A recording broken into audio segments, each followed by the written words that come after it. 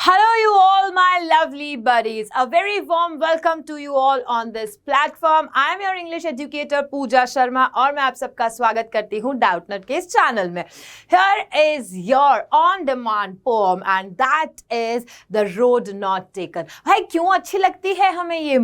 इसलिए अच्छी लगती है because in our life we are also somewhere stuck कि ये करें या वो करें, कौन सा सही रहेगा. किसी और ने जो किया है हमें उसे ही फॉलो करना चाहिए या हमारा जो मन कह रहा है, हमारा जो इंटरेस्ट है, हम उस पाथ पे चले. So in all these questions we are stuck and we are very much confused. And then जब हम सोचते हैं कि यार ना ऐसा ट्राई कर लेते हैं, अगर अच्छा नहीं लगा ना वापस आकर के हम ये वाला काम करके देख लेंगे.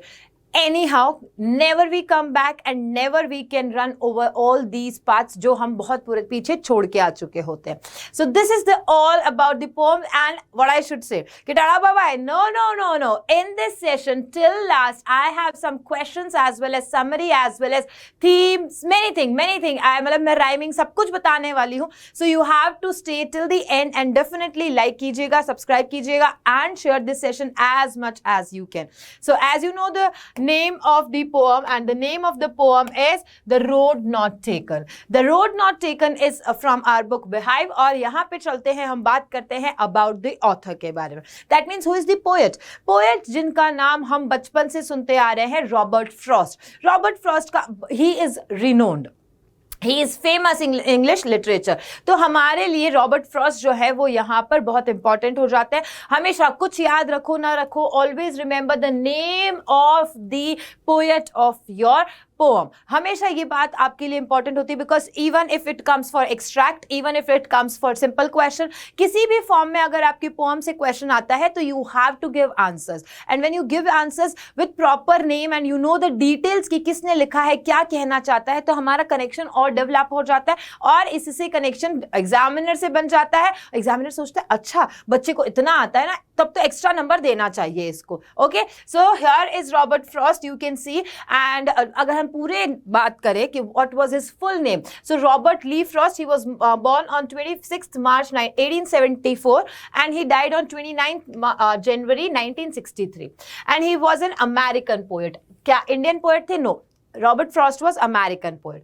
देन उनकी जो पोएट्री है, उनकी पोएट्री की स्टाइल्स के बारे में थोड़ा बहुत जान सकते हैं आप. उनकी जो राइटिंग्स है वो मोर ओवर क्या होती थी, कन्वर्सेशनल्स मतलब कि जो भी पोएट्री होती थी ऐसा लगता था वो हमसे बात कर रहे हैं अपनी पोएट्री के थ्रू. रियलिस्टिक होती थी, प्रैक्टिकल होती थी, रूरल एरिया से बिलोंग करती थी and introspective, very important, introspective perspective के साथ में होती थी. Let's get started with the poem. Okay, this is a girl and she is thinking of something. क्या जो नाम है आपके पोएम का, the road not taken. Which road is not taken? भाई हम उसी के बारे में सोचते हैं ना. ज्यादातर हम क्या करते हैं, जब हम डिसीजन के लिए आते हैं तो हम सोचते हैं चलो ये तो ले लिया, लेकिन क्या हो अगर जो मैंने नहीं काम किया है वो ज्यादा अच्छा होता. जैसे मैं एक एग्जांपल देती हूँ, सिंपल एग्जांपल. ओके, हम कोई भी लाइफ में डिसीजन लेते हैं, हमने कोई भी चाहे कुछ भी किया है ना. मैं एक एग्जांपल ले रही हूँ दैट यू हैव डिसाइडेड कि मुझे ऑफलाइन और ऑनलाइन कोचिंग में से कुछ एक चूज करना है. ठीक है, अब आपने ऑफलाइन कोचिंग को चूज किया तो आपके मन में क्या रहता है कि यार ऑनलाइन कोचिंग में कैसे पढ़ा रहे होंगे, क्या मैं ऑनलाइन कोचिंग में जाकर के पढ़ सकता हूँ, वहां कैसे चल रहा होगा, all others are going online, तो हमें कैसे न्यू अप्रोच, एडवांस और टेक्नोलॉजी के साथ में पढ़ना होता है. Okay, then when you want to come back, क्या इतना इजी होता है आप कम बैक करके और फिर उस वापस रोड पे चलो? No, not at all. तो यही सारी चीजें जो है आपके डिसीजन पावर मेकिंग, ये सारी चीजों के ऊपर बात करती है. तो let's get quickly to the poem. This well known poem is about making choices and the choice that shapes us. The choice which we make, the choice or the decision which we make, हम जो choice लेते हैं उससे हमारा future बनाते हैं हम. We are on that path only और वो पाथ जो है वो आगे से आगे कंटिन्यू करता रहता है and we are taken to the next level, और वही सारे डिसीजंस हमारे लाइफ में जब हम बात करते हैं हमारे पास्ट की, हमारे स्ट्रगल की, तो वो जो स्ट्रगल की बात करो, चाहे आपने जो डिसीजंस लिए हैं, are they right, are they wrong, वो सारी बातें नहीं मायने रखती, लेकिन they take you and they shape you, that's the most important. Robert Frost एक अमेरिकन पोएट थे and who write simply but insightfully about common ordinary experiences। उन्होंने जो भी लिखा है ना लाइफ में, उन्होंने जो लिखा है लाइफ में, उसमें क्या है, इंसाइटफुल चीजें। इंसाइटफुल मतलब जो गहरी बातें होती हैं, जो आपके आंतरिक मन से आती हैं, that is called as insightful and very common ordinary experiences he has shared here. Let's get to see this part. देखो, the road not taken is basically, अगर हम एक एग्जाम्पल के थ्रू लेकर के चले तो इस टाइप का सिनेरियो है। ओके, यहाँ एक टाइप का फॉक बना हुआ है। What you can see, there is a fork. Now what this fork is all about? So हम कह सकते हैं this is the junction part. ये क्या है, ये जंक्शन पार्ट है। इस जंक्शन पार्ट से दो वेज जा रहे हैं, है ना। तो इस जंक्शन से दो वेज जा रहे हैं, एक ये तरफ है, एक ये तरफ है। पोएट यहाँ खड़े हैं and poet wants to go कि भाई मुझे यहाँ जाना चाहिए या यहाँ। तो यहाँ पे अभी इसी वक्त उनको क्या करना है, he had to make a decision. उन्हें एक डिसीजन लेना है एंड ये जो डिसीजन है वो किस तरफ लेते हैं और फिर क्या सोचते हैं, इसी के ऊपर बेस्ड है पूरी poem. I will read it for you and I will tell you everything. Now let's get started. Two roads diverged in a yellow wood. ये रहा yellow wood. Okay, yellow wood है, दो रोड्स हैं जो diverge की हुई हैं। Diverge है मतलब सेपरेटेड है। Okay, and sorry I could not travel both, and what he says, sorry, वो क्या कहते हैं, but I could not travel both and be one traveler. Long I stood and looked down, one as far as I could, to where it bent in the undergrowth. What he wants to say, वो कहते हैं कि मैं as a traveler अगर बोलूँ तो मैं एक traveler हूँ और मैं एक ऐसे जंक्शन पे खड़ा हूँ जहाँ से दो रोड्स जो है येलो वुड्स की तरफ जा रही है, दो रोड्स डाइवर्ज हो रही है। and be one traveler, long I stood, मैं जितना वहां खड़े होकर के चॉइस बनाना चाहता हूं, I want to make a decision, I am standing there and I am thinking which is the right path to go and which is going to be the easy path I can say, ठीक है।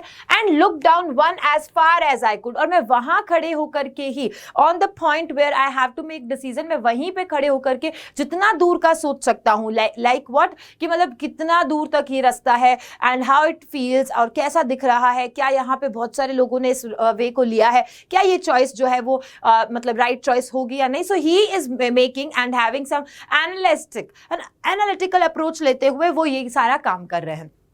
To where it bent in the undergrowth. Now, this is the words as well. So, यहाँ पे in this session I have glossary for you as well. So, diverge means क्या होता है, जिसे हम दो parts में divide करते हैं, separate करते हैं, diverge कहते हैं। Yellow wood मतलब एक forest जो कि decomposing leaves के साथ होता है। आपको पता होगा पतझड़ का जब मौसम आता है, right? So, when autumn season comes तो क्या होता है, बहुत सारी leaves, yellow leaves होती है, वो dead leaves जो है नीचे गिर जाती है, तो that is for yellow wood. And undergrowth means low growing plants, मतलब बहुत छोटे से जो प्लांट्स होते हैं वो, that cover the forest floor. Forest के फ्लोर पे आप जब चलते हैं, फॉरेस्ट वगैरह चाहते हैं, तो आप देखते हैं छोटे छोटे से बुशेस वगैरह टाइप के होते हैं, उन्हें अंडरग्रोथ का है। So to where it bent in undergrowth, यानी कि ये वही अंडरग्रोथ के बारे में बता रहे हैं कि जहां पे क्या है, छोटे छोटे से प्लांट्स लगे हुए हैं, उसके बारे में बात की गई है। Moving ahead, then again I have taken this picture just to show you कि किस तरीके से वो कितना दूर तक, है ना, हम क्या बोलते हैं, हम बोलते हैं एक तो शॉर्ट साइटेड पर्सन होते हैं और एक क्या होते हैं जो दूर की सोच लेते हैं। दे हैव दैट इंस्टेंस कि वो अपने दूर तक की सोच के उसका डिसीजन लेकर के एंड देख लेते हैं कि yes this is going to be perfect, right, ऐसे करके। तो यहाँ पे let's move to the next paragraph. एक एक पैराग्राफ, एक एक stanza, I am taking it word by word and telling you even the glossary part as well. So then took the other just as fair and having perhaps the better claim, because it was grassy and wanted wear, though as for that the passing there had warned them really about the same. Now what he had said that then took the other, फिर उन्होंने कहा मैंने दूसरा वाला choose कर लिया। Okay, so he has chosen now, और उन्होंने चूज करने के बाद में क्या कहा है, just as fair, मतलब fair यहाँ पे मतलब क्या है कि दूसरा वाला भी उतना ही सही लग रहा था, it was justice for that, justify कर सकते थे कि जो ये एक है वही वैसा सिमिलर है दूसरा। I can't see now that there is a difference. अभी पहले तो वो देख पा रहे थे कि देखो मैं यही वाला रास्ता लेता हूं क्योंकि यहाँ पे बहुत सारे लोगों ने ट्रैवल किया होगा, यहाँ पे देखिए यहाँ पे तो बहुत सारे बुशेस छोटे छोटे से हैं, तो यहाँ पे कम लोगों ने ट्रैवल किया है। वो इस तरीके से एनालिसिस कर करके उन दोनों में से एक पाथ को चूज करने की कोशिश कर रहे थे। ओके, इट्स जस्ट एन, मैं कह सकती हूँ it's just a symbolic way to tell about the real life experiences कि हम अपने लाइफ में कैसे डिसीजंस लेते हैं। तो उन्होंने सिंपली एक ऐसा पर्सोना क्रिएट किया है जहां पे ही स्टैंडिंग एट द जंक्शन और वहां से दो वेज जा रहे हैं और एक वेज की तरफ वो जाते तो बोलते ये तो क्राउडेड एरिया है, आई थिंक यहाँ पे बहुत सारे लोग ऑलरेडी जा चुके, तो that is the safest one. फिर वो बोलते हैं कि अगर मैं सेफ की तरफ जाता हूं तो I don't go according to my interest, और जहां पे लोग कम गए हैं यानी भेड़चाल नहीं है वहां पे, राइट। सो इस तरीके से उनके दिमाग में चल रहा था। And having perhaps the better claim as well. Claim means उन्होंने कहा कि हो सकता है कि वो जो दूसरा ऑप्शन है वो शायद ज्यादा अच्छा हो यहाँ पे, because it was grassy and wanted wear as well. वो यहाँ पे ग्रासी है। ग्रासी मतलब क्या हुआ, अब देखो अगर आप घास पे चलते हैं तो वो क्या हो जाएगी, घास जो है, ग्रास जो है वो श्रिंक हो जाएगी और वो इतनी ज्यादा क्लियर नहीं दिखाई देगी, नॉट दैट मच ग्रीनी, और अजीब सी श्रिंक होकर के वो हम क्या बोल सकते हैं कि मुरझा जाएगी, राइट। बट एक तरफ जहां पे लोग कम चलते हैं तो we can see that the grass is full grown, वहां पे पूरी पूरी उगी हुई ग्रास दिखाई दे, तो उसी वे में इन्होंने बताया बिकॉज इट वाज ग्रासी, मतलब वहां घास थी, दैट मींस वहां पे उसे यूज नहीं किया गया था उस पाथ को जिसको मैं बात कर रहा हूं, the second path. Okay, and wanted wear as well. So wanted wear मतलब कि किसी ने उसे यूज नहीं किया है। Though as for that the passing there, हालांकि, दो मतलब यद्यपि, हालांकि वैसा वाला, दैट द पासिंग देयर, अगर मैं उस रास्ते से जाता हूं, had worn them really about the same. तो ये तो वही सेम स्ट्रक्चर लगेगा अगर मैं ये वाला पार्ट ऑप्शन लेता हूं या मैं वो वाला ऑप्शन लेता हूं। सो एनीवेयर आई चूज, तो मुझे दोनों जगह जाकर के खुद को अपनी लाइफ के कॉन्सिक्वेंसेज, अपनी लाइफ में जो मैंने डिसीजन लिया है उसके कॉन्सिक्वेंसेज के लिए तो रेडी रहना पड़ेगा। And both that morning equally lay in leaves, no step had trodden black. Oh, I kept the first for another day, yet knowing how way leads on to way, I doubted if I should ever come back. देखो simply यहाँ पे बताया गया है, उन्होंने क्या सोचा था, उन्होंने पहले तो चूज कर लिया, लाइक ही चूज कि भाई ये वाला पाथ जो है ये ग्रासी है, अनयूज्ड है, यहाँ पे लोग कम गए हैं, so I will go there. Then what he said, and both that morning equally lay, लेकिन ये कह रहे हैं लेकिन अब मुझे लग रहा है कि दोनों जो पाथ्स है, that means both the choices I have in life as well, life की तरीके से लेके चलो, तो दोनों पाथ्स है मेरे पास में, वो दोनों एक्चुअली इक्वली एक ही लेवल पे पैरेलल है, एक ही लेवल पे पैरेलल है। इसके अलग अलग कॉन्सिक्वेंसेज होंगे, अगर मैं ये चॉइस ऑप्ट करता हूं तो इसके अलग अलग कॉन्सिक्वेंसेज होंगे और कुछ और रिजल्ट लिखेंगे। In leaves no step had trodden black. Trodden का मतलब क्या होता है, walked over. Trodden means walked over, यानी कि in leaves no step had trodden black, मतलब कि दोनों जो रास्ते हैं उनके अलग अलग स्टेप्स हैं और उन अलग अलग स्टेप्स को लेने पे what we can have, we can know that यहाँ पे भी अलग अलग हम वॉक ओवर कर सकते हैं। Oh, I kept the first for another day because उन्होंने लास्ट स्टैंजा में बताया कि I will choose the other one। उन्होंने क्या कहा था, मैं दूसरा वाला चूज करता हूं, तो यहाँ पे इन्होंने कहा है कि why I opted for that because I thought somewhere कि अगर मैं आज दूसरा वाला चूज कर रहा हूं तो कल आकर के सुबह I can go and take the first one. तो यहाँ पे उन्होंने क्या बताया, that is that possible, no, यहीं पे कॉन्ट्राडिक्ट कर दिया है उन्होंने। Yet knowing how way leads on to way, हालांकि ये जानते हुए भी that I know that the path I have chose, मैंने जो पाथ चूज कर लिया है उस चूजन पाथ को आगे से आगे क्या होगा वो लीड करेगा, दैट मीन्स कि मैं वापस आ नहीं सकता हूं। हम भी कोई एक स्ट्रीम ले लेते हैं अपनी लाइफ में, जैसे आप, हालांकि स्ट्रीम में तो चलो मान लिया कि हम लोग कई बार ऐसा आइडेंटिफाई करते हैं कि बहुत सारे बच्चे जो है 11th-12th में कुछ स्ट्रीम अलग लेकर के और आगे जाकर के अपना स्ट्रीम अलग ले लेते हैं, यानी ग्रेड्स जब करते हैं तो ग्रेजुएशन में अपना स्ट्रीम चेंज कर लेते हैं, it's okay, but still can they come back and they can do 11th and 12th again, वो वाली बात हो गई। तो सिमिलरली यहाँ पे भी उन्होंने यही कहा that I opted for the other one, और अब मैं सोचा हूँ कि I will come next day, और मैं जो फर्स्ट वाला ऑप्शन है जिसे मैंने नहीं यहाँ पे चूज किया उसको मैं नेक्स्ट डे आके चला जाऊंगा उस रोड पे। फिर भी मुझे पता है, येट नोइंग दैट हाउ, जो वे है, ये जो रास्ता है जिस पे मैं ऑलरेडी चल चुका हूं, ये मुझे लीड करेगा to the next step. And I doubted if I should ever come back, और खुद को ही क्वेश्चन करते हैं, कॉन्ट्राडिक्टरी पार्ट आ रहा है कि क्या मैं वापस भी आ चाहूंगा जिस पाथ पे मैंने लाइफ में चूज कर लिया है, अपना चॉइस क्रिएट कर लिया है, उस पाथ से क्या मैं वापस बैक आ भी पाऊंगा कि नहीं।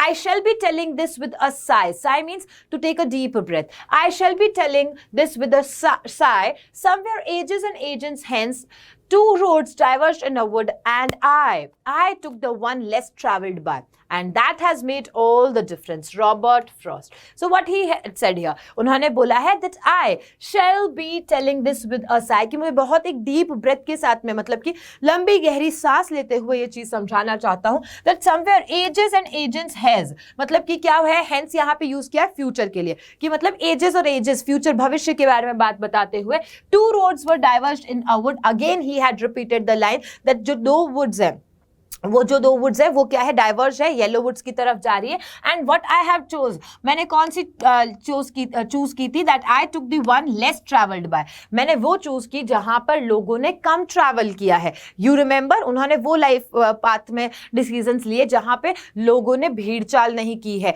He had his own interest और उन्हीं इंटरेस्ट को फॉलो करते हुए उन्होंने उस लाइफ पाथ को चूज किया. And that has made all the difference, और इसी वजह से जो मेरी लाइफ में डिफरेंसेस है एंड जो इंडिविजुअल differences आते हैं हमारी लाइफ में, that somebody is someone else and we are someone else, our thought process is totally different. So that makes what, because the decisions we had made in our life, जो हमने हमारी life में decisions लिए होते हैं, उसी वजह से हम एक दूसरे से क्या होता है, डिफरेंट होता है. And that's what make me different from all as well. It is written by Robert Frost.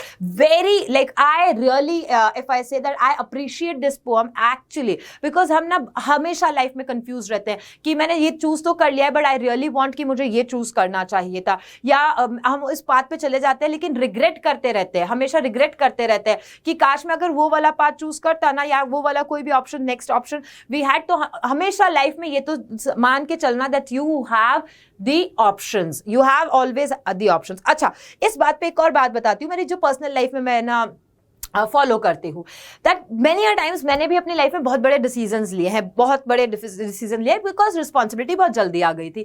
तो क्या होता है लाइफ में कि लोग बाद में आपको आके बोलते हैं, क्या बोलते हैं आपको कि यार ना तुमने वो डिसीजन सही नहीं लिया था, या तुम ये कर सकते थे, तुमने ये इसके बारे में क्यों नहीं सोचा, ये सारे लोग आपको बोलेंगे. Don't worry at all. My only answer to them was, उस वक्त जो राइट ऑप्शंस थे मेरे पास में, उस वक्त जो मेरे पास में प्रेजेंट ऑप्शंस थे, उसमें से जो मुझे बेस्ट ऑप्शन लगा वही ऑप्शन मैंने चूज किया. Repeating it again for you, ताकि आप भी अपनी लाइफ में अपने पे कॉन्फिडेंस रखो. जब आप अपने लिए स्टैंड कर सकते हो ना, देन योर चॉइसेस, जो भी आपने अपनी लाइफ में चॉइस किया है, वो आप उसको कॉन्फिडेंटली लोगों के सामने प्रेजेंट भी कर सकते हो. Yes, I stood for this and देखो ये रहा result.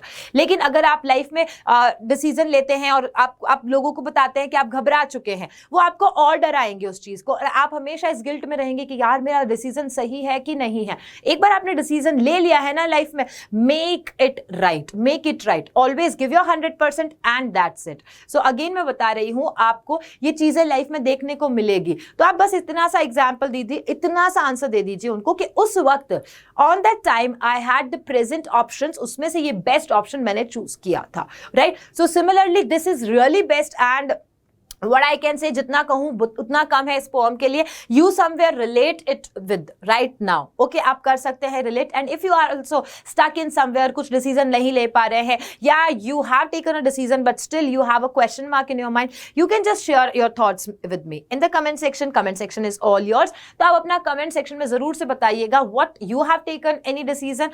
Are you right now able to do the things which you have thought for? ये सारी चीजें आपको जरूर से शेयर करनी है, because I really love to read your comments. मुझे बहुत अच्छा लगता है, और वो मुझे इंटरेक्शन में साथ ही साथ में तुमसे कनेक्ट करने में मुझे पता लगता है. लाइक मैं तो यहाँ आके बोल देती हूँ, सो मैं तुमसे कनेक्ट कैसे होंगी, मैं तुम्हें कैसे जानूंगी, मुझे कैसे पता चलेगा मेरा बच्चा मुझसे क्या चाहता है. So please comment it and tell me कि आपको ये पोएम कैसी लगी. Now these are the things which are going to really help you. ये आपके लिए इतने इंपॉर्टेंट है कि आपको एग्जाम में जस्ट ये स्लाइड का स्क्रीनशॉट भी मिल जाएगा तो आप ना एग्जाम क्रैक कर लोगे. The rhyming scheme we talk about, यानी कि जो हमने अभी पोएम पढ़ी है उसकी राइमिंग स्कीम क्या है, A B A A B. Okay, याद रखना इसकी राइम स्कीम क्या है, A B A A B. Symbolism की बात करें अगर हम, तो दो रोड्स जो है वो रिप्रेजेंट करती हैं दो चॉइसेस को जो हम अपनी लाइफ में हमेशा देखते हैं. Always you will find it out.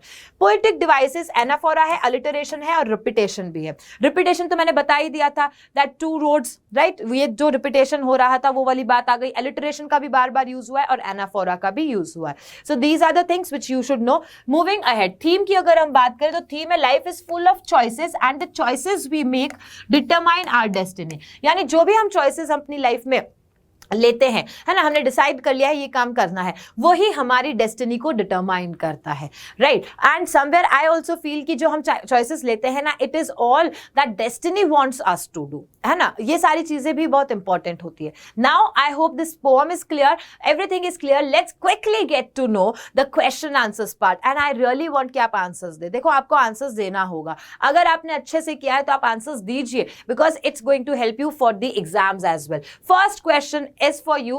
What does the poem speaks about? Poem किसके बारे में बात कर रही है? क्या वो plight of roads के बारे में बात कर रही है? About the people, लोगों के बारे में बात कर रही है? About two roads, दो roads के बारे में?